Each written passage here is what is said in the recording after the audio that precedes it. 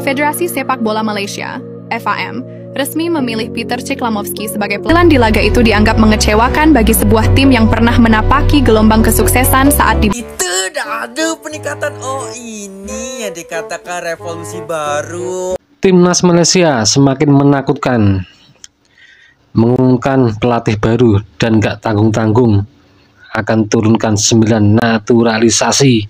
Wah, seru nih. Yuk kita simak aja lah videonya. Federasi Sepak Bola Malaysia, FAM, resmi memilih Peter Ceklamovski sebagai pelatih baru Timnas Malaysia. Berikut profil Peter Ceklamovski. Peter Ceklamovski diproyeksikan memimpin skuad Harimau Malaya setelah Piala AFF 2024. Ia adalah pelatih asal Australia yang punya pengalaman panjang di sepak bola Asia, terutama di Jepang. Juru taktik 46 tahun itu juga kenal baik dengan pelatih Tottenham Hotspur, Ange Postecoglou. Mereka sempat bekerja sama dalam 1 dekade dan mencatatkan berbagai prestasi gemilang di Timnas Australia. Kini Ceklamovski membuka lembaran pengalaman baru bersama Malaysia yang jadi tim Asia Tenggara pertama yang ditanganinya. Kualifikasi Piala Asia 2027 jadi tugasnya untuk dipenuhi. Selain itu, FAM juga memberi target bagi Ceklamovski untuk memperbaiki peringkat FIFA.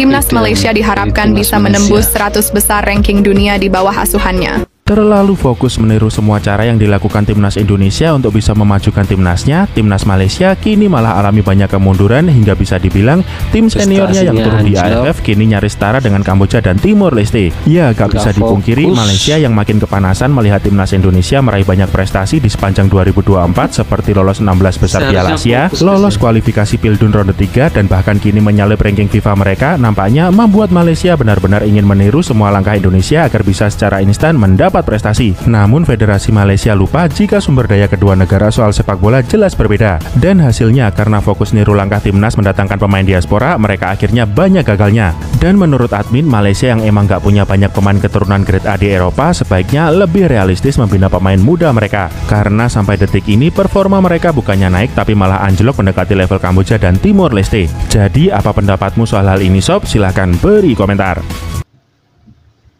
Media Malaysia ungkap salah satu faktor penyebab kenapa Timnas Malaysia semakin terpuruk, bermain imbang 2-2 melawan Kamboja di laga pertama. Malaysia harus bersusah payah mengalahkan tim terlemah, Timor Leste 3-2 pada pertandingan kedua, dan yang terbaru kalah dari Thailand 0-1. Penampilan di laga itu dianggap mengecewakan bagi sebuah tim yang pernah menapaki gelombang kesuksesan saat di bawah asuhan Kim Pan Gon. Menanggapi soal performa Timnas Malaysia saat ini, New Straits Times mengungkapkan salah satu faktor yang menyebabkan Harimau Malaya terpuruk.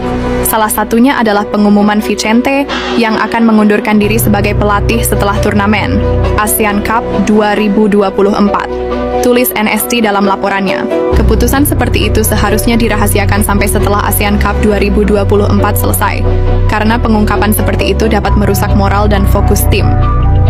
Timnas Malaysia dikabarkan akan terus memperkuat komposisi pemainnya untuk mengejar ketertinggalan dari negara-negara tetangga seperti Indonesia. Bahkan, cara naturalisasi pun akan kembali ditempuh oleh Federasi Sepak Bola Malaysia.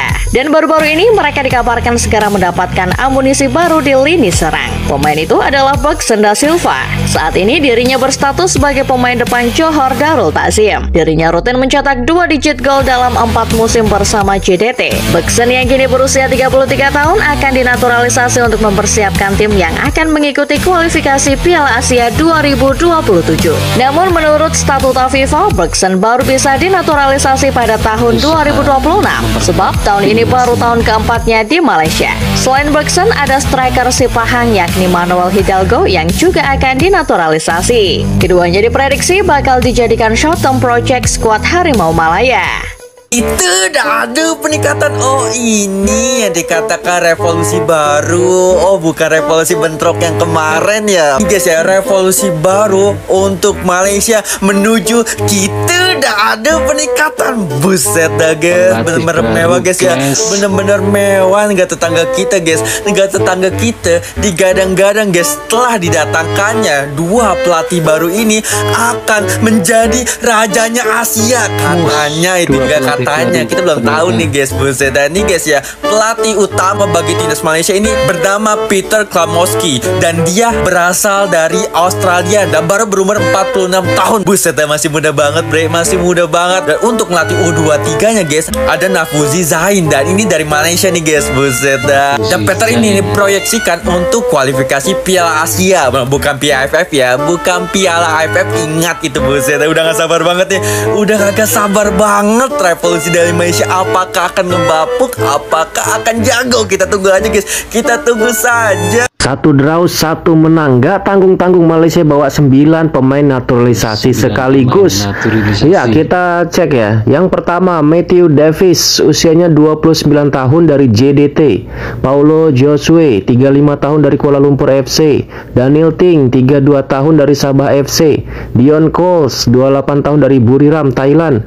Noah Lain, 21 tahun main di klub Selangor FC. Insa, 38 tahun main di klub JDT. Stuart Wilkin, 26 tahun main di Sabah FC. Romel Morales, 27 tahun main di JDT. Sergio Aguero, 30 tahun main di Sri Pahang FC. Menurut kalian dengan 9 pemain naturalisasi sebanyak ini di Malaysia, mereka imbang dari Kamboja dan menang tipis dari Timur Leste, apakah cukup worth it? Karena lebih pilih ikut AFF, penyerang Malaysia ini akan diputus kontrak oleh klubnya. Itulah yang terjadi pada striker Malaysia, Fergus Tierney. Ya, dia lebih memilih untuk memperkuat Malaysia di Piala AFF dibanding bermain di klubnya Chonburi. Padahal Chonburi keberatan dengan pemainnya itu yang bermain di AFF yang notabene bukan agenda resmi FIFA. Apalagi kompetisi yang dimainkan Chonburi yaitu Liga 2 Thailand masih berjalan. Akibatnya Chonburi pun berencana untuk memutus kontrak Tierney dalam waktu dekat ini. Kegagalan Malaysia menambah poin, diiringi keberhasilan Singapura menaklukkan Timor Leste dengan skor 3-0, membuat perubahan besar di klasemen. Malaysia kini terlempar ke posisi ketiga dengan catatan 4 poin di tangan. Harimau Malaya tertinggal 2 poin dari Thailand dan Singapura, yang sama-sama mengoleksi poin sempurna. 6 angka dari 2 laga. Satu hal lainnya, Thailand dan Singapura masih punya 1 laga lebih banyak dibanding Malaysia. Malaysia saat ini tinggal memiliki 1 laga di tangan, yaitu laga kandang lawan Singapura pada 20 Desember mendatang. Sebelum itu, Singapura bakal lebih dulu menjamu Thailand pada Selasa, 17 Desember. Andai Singapura bisa mengalahkan Thailand pada Selasa mendatang, otomatis poin Singapura tidak lagi bisa dikejar oleh Malaysia. Kondisi itu bakal membuat nasib Malaysia juga bergantung pada hasil duel Thailand versus Kamboja di laga terakhir. Timnas Malaysia kembali membuat kejutan setelah sebelumnya di AFC ASEAN Cup 2023 berhasil menahan imbang Korea Selatan dengan skor 3-3. Kini Timnas Malaysia kembali menunjukkan taringnya dengan berhasil menahan imbang tim kuat Kamboja di ASEAN Cup 2024. Padahal sebelumnya Malaysia sudah tertinggal 2-1, tapi dengan masuknya pemain naturalisasi, Fergus Tierney berhasil membobol kokohnya benteng pertahanan Kamboja di menit 74. Hasil ini membuat kecewa para pendukung Kamboja karena tidak menyangka bisa ditahan imbang Malaysia. Itulah struktur baru Harimau Malaya. Ganti pelatih 2 sekaligus. Akibat kurang fokus sama timnya, hasilnya jeblok. Gimana menurut tanggapan kalian? Jangan lupa komen, like, subscribe. Terima kasih, sampai jumpa di video berikutnya.